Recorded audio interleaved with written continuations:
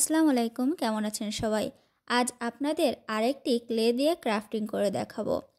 প্রথমে কালো কালারের ক্লেটা থেকে কিছু পরিমাণ ক্লে নিয়ে আমি সেটাকে ভালোভাবে মিক্সড করে নিচ্ছি।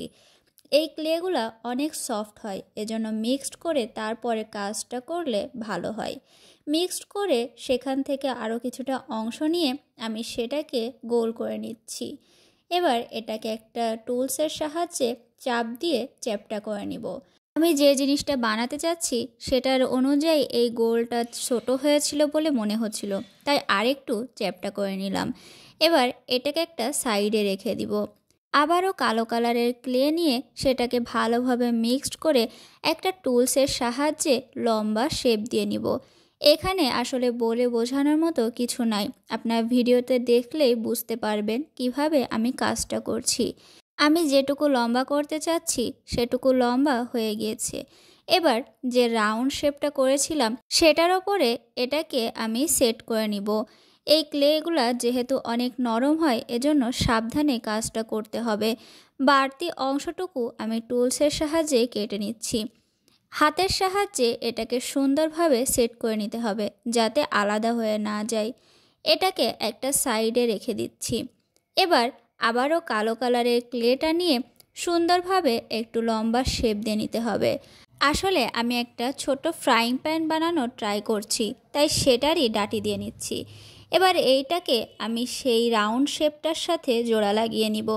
আপনারা দেখলে বুঝতে পারবেন কিভাবে আমি এটাকে সেট করে নিচ্ছি। এখানে আসলে পুরোটাই হাতের সাহায্যে করতে হবে, না হলে আলাদা হয়ে যাওয়ার সম্ভাবনা থাকবে। হাতের সাহায্যে আস্তে আস্তে আমি ফ্রাইং প্যানের যে হ্যান্ডেলটা থাকে সেটার শেপ দিয়ে নিচ্ছি, যাতে করে এগুলা আলাদা আলাদা হয়ে না যায়। এবার এটাকে একটা সাইডে আমি রেখে দিব। কিছুটা পরিমাণ সাদা কালারের ক্লে নিয়ে সেটাকে ভালোভাবে মিক্সড করে হাতের সাহায্যে একটা গোল করে নিচ্ছি। এরপর আলতো করে প্রেস করে নিব। যে ফ্রাইং প্যানটা আমি বানিয়েছি সেটার সাইজ অনুযায়ী আমি এইটার শেপ দিয়ে নিচ্ছি। এবার এটাকে আমি ফ্রাইং প্যানের ঠিক মাঝখানে বসিয়ে দিব।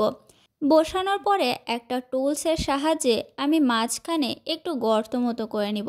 আপনার ভিডিওতে দেখেই বুঝতে পারছেন কিভাবে আমি কাজটা করছি। বেশি প্রেস করা যাবে না, একদম আলতো হাতে করতে হবে। এবার হলুদ কালারের একটু ক্লে নিয়ে আমি রাউন্ড শেপ করে সেই সাদা কালারের শেপটার উপরে আমি এটাকে বসিয়ে দিব। আপনারা হয়তো এতক্ষণে বুঝেই গিয়েছেন আমি কি বানাচ্ছি।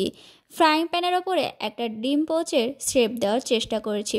আপনাদের কাছে এই ক্লে দিয়ে করা ক্রাফটিংটা কেমন লাগলো অবশ্যই কমেন্টের মাধ্যমে জানাবেন।